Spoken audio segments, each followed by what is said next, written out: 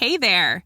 Did you know Kroger always gives you savings and rewards on top of our lower-than-low prices? And when you download the Kroger app, you'll enjoy over $500 in savings every week with digital coupons. And don't forget fuel points to help you save up to $1 per gallon at the pump. Want to save even more? With a Boost membership, you'll get double fuel points and free delivery. So shop and save big at Kroger today. Kroger, fresh for everyone. Savings may vary by state. Restrictions apply. See site for details. Thanks for choosing this free Anfield Index podcast. If you'd prefer to listen to this or any of our other shows without adverts, then now's the time to check out Anfield Index Pro. With AI Pro, you can supercharge your entire listening experience. You'll not only get all of our podcasts without the ads, but you'll have them far faster with our quick publish feature available exclusively for subscribers. AI Pro also puts you in the heart of our sound studio, with an option to listen to many of our shows live and interact with the podcasters in real time as the shows are recording. Upgrading couldn't be easier. AI Pro is available on all popular podcast platforms, and we have our own apps for Apple and Android. Just head on over to AnfieldIndexPro.com and get started today. Hello and welcome to another episode of SCOUSER TOMMIES on Anfield Index. I'm Jim Boardman and I'm with Jay Reid. And before we get going, just another quick reminder that if you want to listen to the whole show beyond the 30-minute mark, that you're going to have to be a subscriber nowadays. It's just a new thing we've done. You can still listen for free. You can still listen with ads. You can listen up to 30 minutes. There's some other shows where you might get to listen to the whole show. We'll see what we can do. But on the whole, we're not asking a lot, to be honest with you. It's a little bit... I think I said last time, it's around the price of a cup of coffee, but the prices of coffee these days, when you go out to places, it's going right up.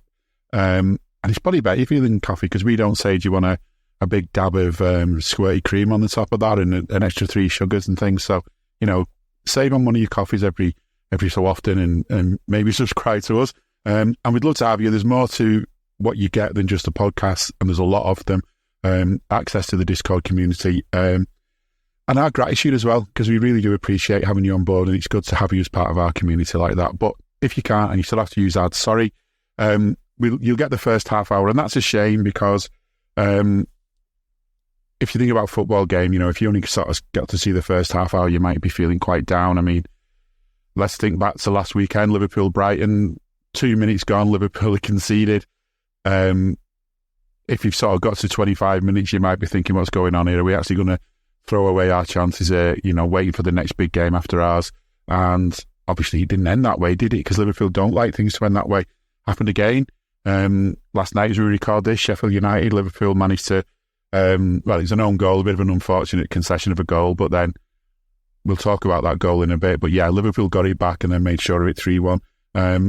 If you'd only sort of seen the first half of those games, you wouldn't really have a clue, would you? So I hope you can stay and listen for all of it.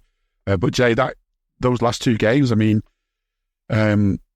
it's been the Alexis Mac Allister show almost, hasn't it? I mean, there's been a lot of good play from a lot of other rap players, but starting off against his old club and then last night against Sheffield United, he's just been, I don't know, it's felt like all season he's been warming up. We weren't sure early on if he was being played the right way and all the rest of it. Now, I feel he can play whichever way we use him. Playing deeper, he's fine. Playing further forward, he's fine. Either way, he's a massive influence on the game, both, stopping them from attacking at times and having the sense to see who's around him and find the brilliant passes. But then that finish as well, he's just, I don't know, we thought we were excited about getting him, and I think that excitement's been worthwhile. It's the start of the season, and I keep saying, I've said it for weeks and weeks, and people didn't want to listen to me, especially Blue Noses in Wales. We were going through players and stuff like who play for our team and importance and stuff like that. And we had a little discussion not so long ago about the PFA Player of the Year, and I said the chances are it's going to go to Foden or Rice because of the English bias. And I said the one argument we'd have is, Virgil van Dijk is back to his supreme best, and I don't think many can argue with the fact he is. And people will point and look to the fact of, yes, we're not keeping clean sheets and shipping goals, but there's a variety of reasons for that. Yeah. A defender's game isn't just all about keeping the clean sheet. There's a lot more to football than that. But I said a quiet nod would be to Alexis Mac Allister. And And for value for money, yes, we paid 35 million. It could rise to 55. People will always point to that and say, but he was half the price of Declan Rice, but he's twice the player for me. You know, we were saying this at the game last night that, you know, Declan Rice was 105 million, something like that, 110 possibly, I don't know. But that sort of money, he's got to come in. And for him to be a major success, you know, and be considered a huge, you know, worthy of that sort of fee, he's got to win the league, or he's got to win the Champions League. That's what Virgil van Dijk done for us. That's what Alisson Becker done for us. It's got to be a key part of winning the league or the Champions League. Oh, yeah. Jack Grealish, another example. Was he 100 million? And he was 100 million, but didn't. You know, have they? Would you? You know, you don't sort of look back and think, "My God, he won the league for them." He revolutionised them now. No. If Erling Haaland was 100 million, then yes, you know, Man City fans and football fans alike could sit and point and say, "Right, well, that treble was not all down to him, but a large proportion of his goals went towards the success of Man City." And that's what, you know, when Van Dijk and Alisson come into us, record fees at the time for players in those positions. Won us the league, won us the Champions League, and then they can put the medals on the table and say, this is what we've done. Mm-hmm. You know, Jack Grealish can put his medals on the table, but did he have an influence on it? Maybe not so much. Declan Rice could end the season with nothing. You know, maybe a PFA award, and you know, that's just gratitude and recognition from some of your peers and a lot of biased journalists. Or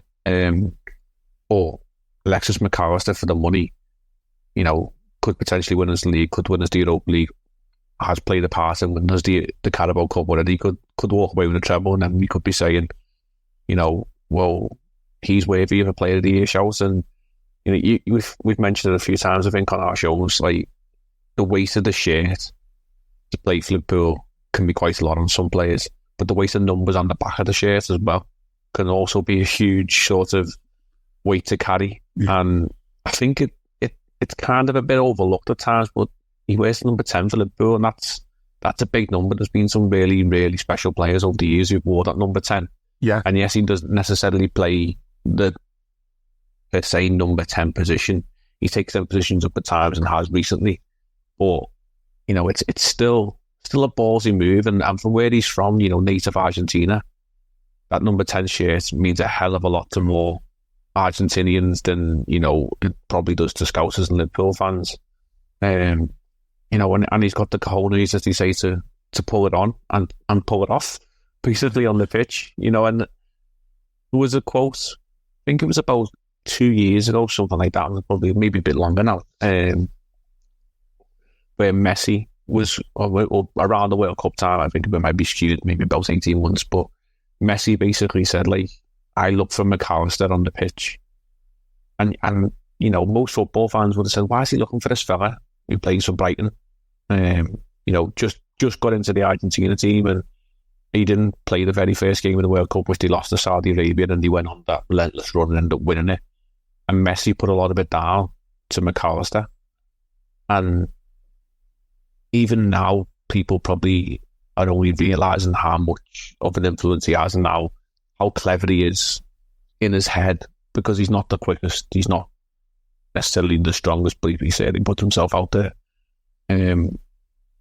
But I think now he's arguably, you know, one of the 2 or 3 names on our team sheet that has to be there. And if Mac Allister's on the team sheet, then you're going to probably have a successful game. If he's not, then you'd be up there with, like, you know, the Van Dijk, Salah sort of names, when you think, oh, they're missing, we could be in for a long afternoon. And that's a credit to him that in less than a season's time he's come in and he's made himself that sort of a pivotal figure for us.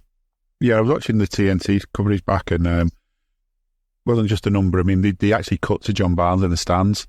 He was like probably the most famous number 10 for Liverpool, arguably. I'm sorry, Michael Owen, but, you know, John Barnes is who I think of when I think of number 10. You might have your own, but, you know, everyone has their own memories. But he's also carrying a big name, because Gary Mac Allister was at the game as well, wasn't he, covering it for TNT? You know, and one thing I remember about, I mean, Gary Mac, we had a fleeting visit off Gary Mac, but what a difference he made, what a boost he was. And one of my sort of favourite memories of Gary Mac was that pre-kick against Everton. And these are pivotal moments, you know, in a season. The thing from Mac Allister last night was that goal. As soon as it went in, I'm looking at it, I'm thinking, I mean, any goal would have felt good at that time. You know, you think, right, it's one of those games, peeing down, everyone's sort of, you know, they've got 46 men behind the ball. It felt like, you know, everything you try is just not working out. And if it had gone in off someone's backside into the back of the net, it would have felt good to get that goal back, because you don't want to throw things away off, you know, of all the ways to sort of, you know, to sort of draw level again or be drawn level was that own goal. So any goal would have felt good, but that goal, and it just reminded me, and I think a few people have sort of gone on it since as well, so it mustn't just be me that was thinking it. You know, Stevie G's Olympiacos goal, at the time it felt amazing, but when you look back, because you know what it led to, it's even more amazing. And it's too early yet to say where we're going to be at the end of the season, but it just had that feeling, that goal last night from him. It was just hit so sweetly, and he kind of crept into the box, didn't he? Because he was quite deep at the time, and they're all focusing on everyone else. So the ball just came to him, though, and there was just no messing. And he was lucky not to get the free kick just after as well. I was right behind it, like in my position, slightly, you know, to the corner. It went in the goal, which pretty much I was bang in line with that top corner. And it happened so quick, but as soon as it left us, what you're celebrating, like, and it's literally milliseconds, but you just see it. It just happens, and you know the speed and power that he hit that ball with, and the release it gave, because the result probably would have looked after itself in the grand scheme of things across, you know, the 90 minutes or whatever. You know, because the pressure was cranking up, and you know, we've made a few tweaks, and I think Klopp yesterday he kind of got a lot of people scratching their heads in terms of the substitutions. First of all, when he took Salah off and he moved Gomez into a midfield position, and everyone was sort of thinking, well, this is a bit odd, and it didn't really require that sort of major tweak. But I think the idea was obviously to try and get Mac Allister further forward, and hence that is why. Obviously the Salah one led to a lot of questions, especially for people around me. I don't know what the reaction was on the television and stuff like that, but people were saying, why did you take Mo Salah off? We need a goal. But and he done enough in the game, you know.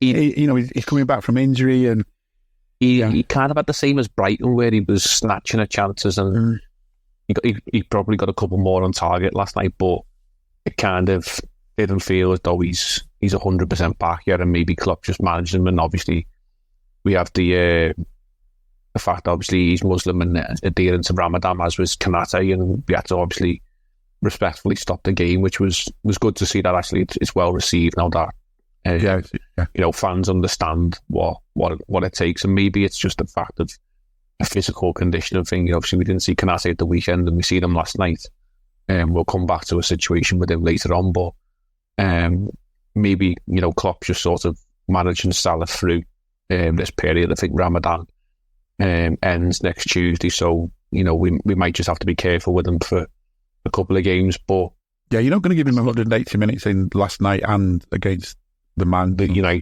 it's on Sunday, so you know, it's how you split the minutes you're going to give him, and I'd say you split them that way, because, you know, save him for Sunday, because that's when you need his expertise a little bit more, isn't it, generally? So given the performance of our last visit recently to United, where we were wasteful, this will be the best way of putting it, but again, that's something we can come to. But I still feel as though last night we would have got the result one way or another. You know, I felt like we were turning the screw, we pegged them back in. And sometimes, you know, it needs a scruffy goal, like you say, but other times it just needs a worldie. And I felt, you know, actually, if we wanted to, we could have cranked the pressure up a bit more and got some more goals. It just... The cop was right. The cop sounded like he was cranking up, though, to me as well. And we've seen it before in games, you know, it's like, people say the atmosphere's quiet, and it felt quiet, didn't it, early on? But once we got to a point where it's 1-1 and we need a goal, the cop, I think, like, it was 12 man. The inevitability last night. So there was a lot of expectation. We'd obviously seen the other two title rivals win the night before and go, well, City go level with us, wouldn't it? And Arsenal went back above us. So I think the expectation from everybody, myself included, going the game was like, let's go and put 6 or 7 past these, because the form book says it's more than possible for people to go and put 5, 6, 7 goals past them. Claw the goal difference back on Arsenal. If it ever is a factor, at least let's make sure we can eliminate the possibility that it can be, when they say, goal difference could maybe be a point in someone's favour or not. And, just get out of there with a nice win. A few players get some goals and confidence, and we roll on to the weekend. As it transpired, it wasn't. And, I suppose you've got to give a small amount of credit to Sheffield United for coming with some sort of game plan to at least try and contain, frustrate, and attempt to get us on the counter, which they did a few times. I thought we were probably fair, if not lucky, to go in with the results at half-time. Sheffield United could have counted themselves unlucky not to go in half-time leading. But then it just felt as though the second half was inevitable and it was going to come anyway. And it kind of felt the same when looking back to the weekend against Brighton, where, we give them an early lead, and it sort of took us aback for a few minutes, and maybe for 15, 20 minutes or so we were a bit skewed in terms of tactical position. I'm still, I'll say, until we actually figure out what we're doing defensively, this inverted right back, full back, and when you've got Gomez playing inverted from left back, we sort of are overcomplicating things. And I think we saw last night when you've got a full back, Andy Robertson, who holds the width, gets up and down the line and puts the ball in with the quality he can put in. It's a simple way to play football, but it's a simple way to win games as well. And sometimes this overcomplicating things of inverting fullbacks, I'm just not overly on board there unless you can balance it out on the other side. And I thought we were masters of our own downfall the weekend, but doing that with Bradley. And once Bradley went back to a right back and sat there and just played on the winger and played up and down the line, we were more balanced. And again, last night when Robertson come on and we done that, we were more balanced. And you'd like to hopefully think that the penny's sort of going to drop at some point with the coaching team, that sometimes just go back to what brought us success many years ago, because it will work. Yes, you can play these inverted positions and try and do new things and become a little bit inventive, but sometimes just go back to the old-fashioned way and just play flying full-backs, spread the pitch nice and wide, something which we might have to do at the weekend at Old Trafford, because people talk about the myth of the Old Trafford pitch, but it is bigger ever so slightly, and it can be used to your advantage if you are the away team, and maybe that's something that we should possibly look to exploit, and hopefully would then lead us to a successful result against them, because this season it's not been a success against them. I don't need a VPN. I've got nothing to hide. This is what I used to tell myself before I hooked up with LibertyShield.com. Not only is my home internet now fully encrypted, but I can now access all the websites I want, whenever I want, and do so from absolutely anywhere. As a Liverpool fan, I love to know I can now watch every match, regardless of whether it's on UK TV or not. My Liberty Shield VPN makes sure nothing is blocked and guarantees me super fast streaming speed throughout that match. You can get connected right now with their software package, which includes a 48-hour no-obligation free trial and instant access to their apps for Apple, Android, Fire TV, PC, Mac and Android TV. Or go a step further like I have and get one of their pre-configured VPN routers. These small but powerful devices allow you to easily connect every device in your home to VPN, making it the perfect solution for smart TVs, Mac boxes and games consoles. Visit LibertyShield.com today and use coupon code AIVPN25 to get 25% off at checkout. No, it's been a bit of a mixed season with them, hasn't it? As in, we still sort of, I think when we play them, we'll come back to Tottenham probably, but I think when we play them, there's always so much more goes into the game, right, rather than just the game itself. In my head, anyway, it's playing them, isn't it? It's such a massive game. But then it's like, this season, we hammered him 7-0, and you almost think, so we just need to turn up, and then they're just, they put the wall up, and I didn't see the FA Cup game, as you know, but it sounded horrendous, but it sounded horrendous the way it ended.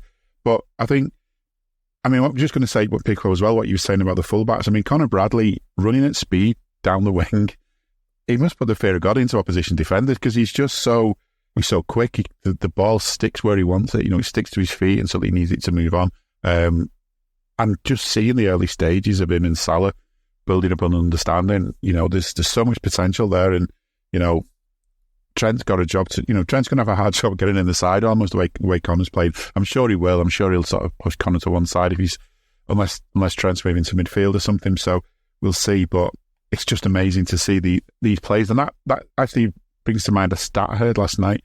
And before I heard the stat, I was thinking just how many plays we've used this season, because you kind of look at the plays running out last night and you think there's no Trent, there's there's no Thiago.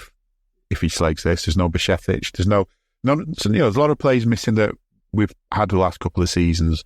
It was sort of in and around still injured. There's a lot of players who weren't here from the start of the season. There's no Ali, and apparently, I don't know if this stat's true. I've not checked it. Kelleher's played 24 games this season, and apparently that's the same number of games as Ali's played for us this season. I don't know if that's right, but it sounds roughly right. For us to be where we are at this point in the season, if that's a true stat, says a lot about Kelleher, but says a lot about our ability to now cope with injuries. A few years ago we were complaining about the injuries and not buying enough players and all the rest of it, and why are we getting all the injuries? But I feel we've not solved the problem of getting the injuries, but we're so much better at dealing with them. And from the sounds of it, you were just saying before we started, it sounds like more and more of the players are getting ready to come back. The only thing is, we've said this before this season, oh yeah, we're going to have so many players back, but as soon as we start getting some back, some go away, don't we? Yeah, I think Klopp alluded to that as well the other day.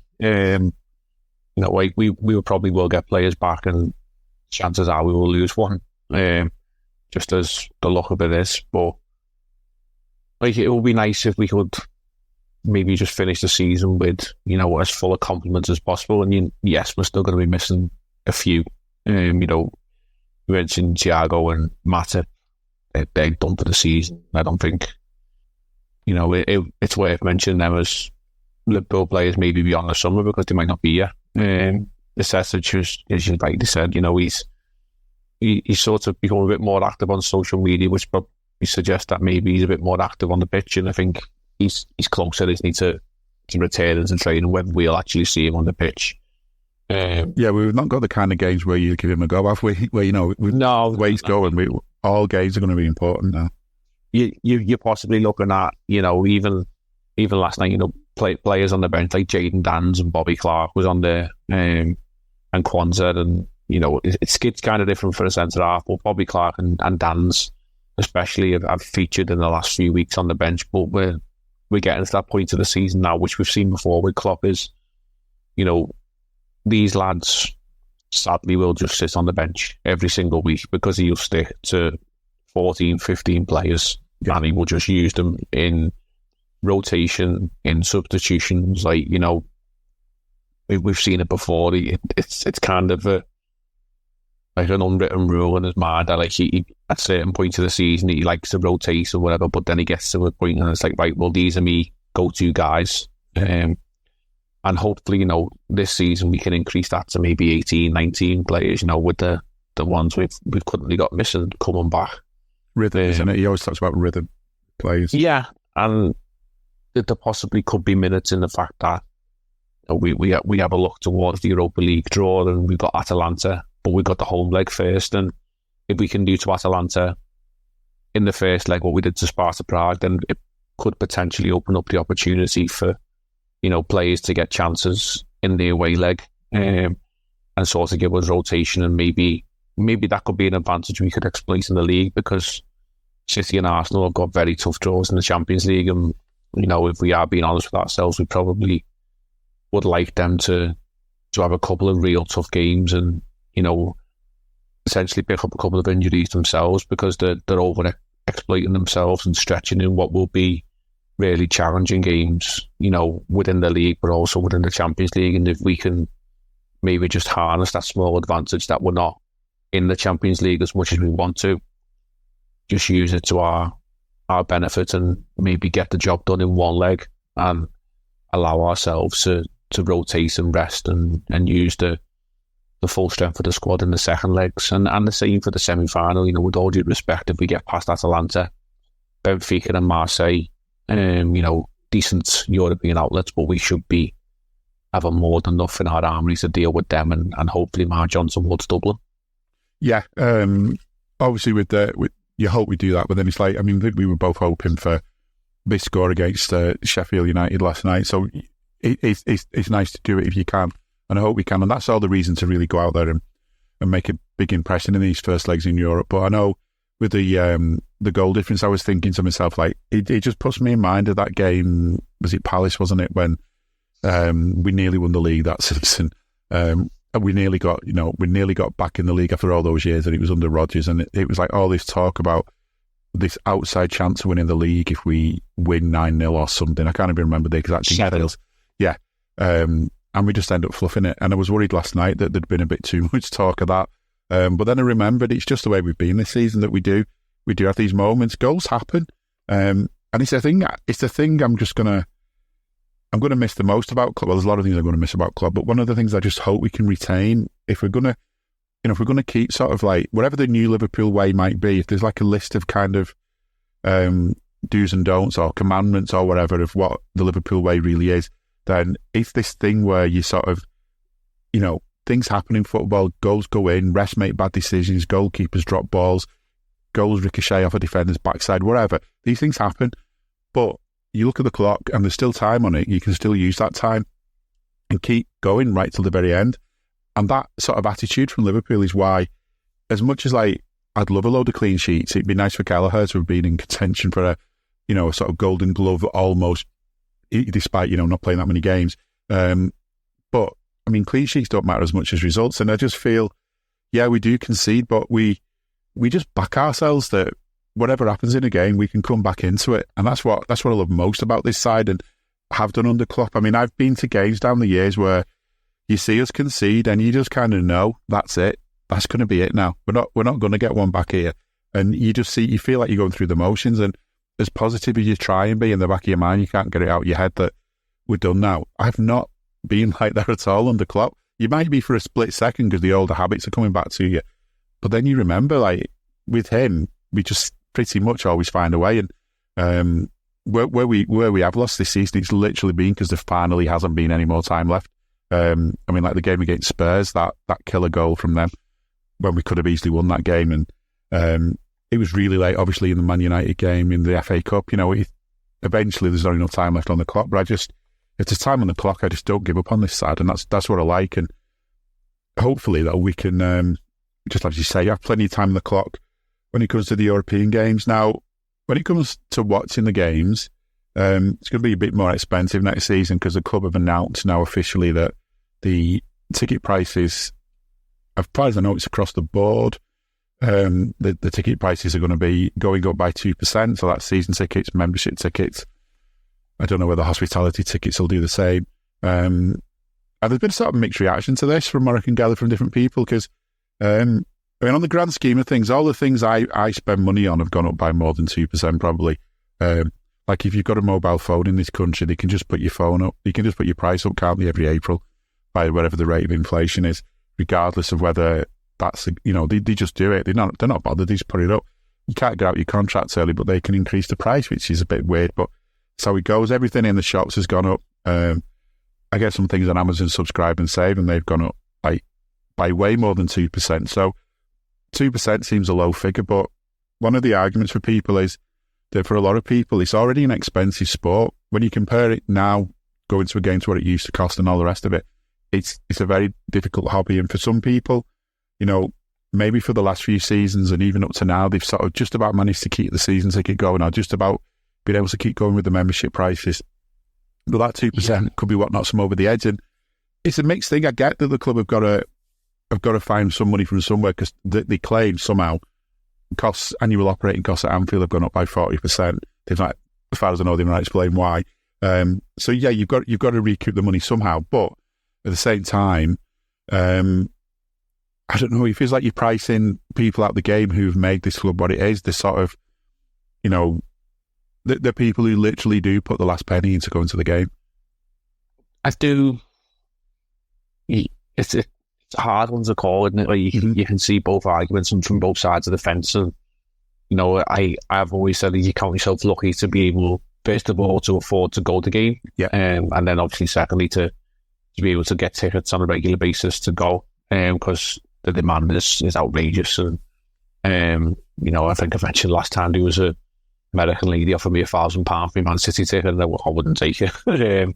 But, you know, people are desperate to see Liverpool, people are desperate to see Klopp. And, you know, hopefully the desperation, but the desire to want to see us after Klopp's gone will remain just as high, whoever the next guy may be. But, you know, it's not just the cost of, you know, your ticket these days. You know, there used to be, I remember the tradition of you go to the game and you get the programme. And there is still vendors selling matchday programmes, but the matchday programme prices have gone up as well. And you factor in, obviously, that you can't take anything other than, you know, a bag you've bought from the club shop, which, you know, isn't cheap if you buy anything in there, into the ground. And, you know, buying food and drink inside the ground as well isn't cheap. So, you know, you're basically saying if you go to the game, you get a ticket and you buy a programme and you have yourself a pie and a couple of pints, you know, you're not getting much change out of like 70 quid, 80 quid maybe, depending on where your ticket may be in the ground. If you're in the Cop, it's slightly cheaper, but if you're in one of the new stands, the main or the Upper Annie Road, you know, you're looking upwards towards £55, £60 a ticket, just to, you know, get your entry into the stadium. And it's an expensive hobby to have. And, you know, I don't think the club make mass amounts of money from ticket prices and revenue. You know, I think it could be managed a bit more. And, you know, if the operating costs have gone up by 40%, is, you know, charging everyone £1 or £2 more, than it equate to covering them costs or not? You know, we may not ever be privy to that. And, you know, could they maybe look at cutting costs in other places, because, you know, they're not exactly skint. It's the nicest way to put it. And there's plenty of money coming into the club from other avenues without exploiting, you know, the hard working class people who spend the money to go to the game. But I suppose that the club will always say, well, if you can't afford it, we've got a massive waiting list of season ticket people wanting to get in the ground, and the desire for people who sign up to access for tickets via memberships, or, you know, enter the ballots for tickets. As I know, through people who do enter ballots and try and get on the membership sales, you know, there's tens of thousands of people trying for tickets for every single game, and the desire will always outweigh the demand of what they've actually got available to give. So I think, you know, as a business sort of approach, the club will say, well, there's enough people out there who are probably willing to pay them prices, and if we wanted to be wholeheartedly honest with ourselves, probably pay a lot more when you consider the prices of some clubs in the league that they charge, but actually very reasonable. It'll be interesting to see what the prices are at Everton's new stadium when they eventually make it in there. You know, given their sort of financial situation, are they going to exploit their fans and start charging them? Could be the most expensive tickets in the Championship. I mean, yeah, they could be quite expensive. Yeah, they're going to have to get money from somewhere. I suppose it's only one way of doing it. But I think, you know, it's a sticky situation, and I don't think there's been rises. I think we sort of froze the prices for 6 or 7 years, and in the last couple of seasons, I think it's risen 2% each year, which is equating to almost £1 to £2 per ticket, which might not sound like a lot, but when you add it up over the season, plus your cup games, if you are a member of the Autumn Cup scheme and stuff like that, it will, you know, soon tick along and soon add up. And I just don't think it's ever gonna stop. But hopefully, you know, it would be nice if this time next year we're talking about the club freezing the ticket prices and, you know, remaining at the current sort of rate of inflation that they are, because, as you say, it's not a cheap hobby to have. Hey guys, it's Eddie Gibbs from Anfield Index here. I hope you're enjoying this podcast, and I'm sorry to call time on the show before it ends. In the current climate, it's tougher than ever before to offer podcasts for free. At Anfield Index, we produce over 75 free shows every month, which I'm confident is unparalleled in the LFC sphere. Whilst we'd love to offer everything for free, the production costs now make this impossible. That said, we don't want to follow the model of other channels and lock all of our content behind a paywall. So what we've decided to do is to continue offering every show for free, but cut that offering to 30 minutes on our longer shows. So to get all of our shows in full and enjoy the best of everything we have to offer, we really hope you'll consider supporting the channel and signing up at AnfieldIndexPro.com. For about the price of 1 cup of coffee, you'll get every podcast in full with 0 ads. You'll also get access to our LFC VIP community, where you can enjoy live podcasts, engage with our podcasters, and chat with other Reds in real time. So that website again, AnfieldIndexPro.com. Join today. Sports Social Podcast Network.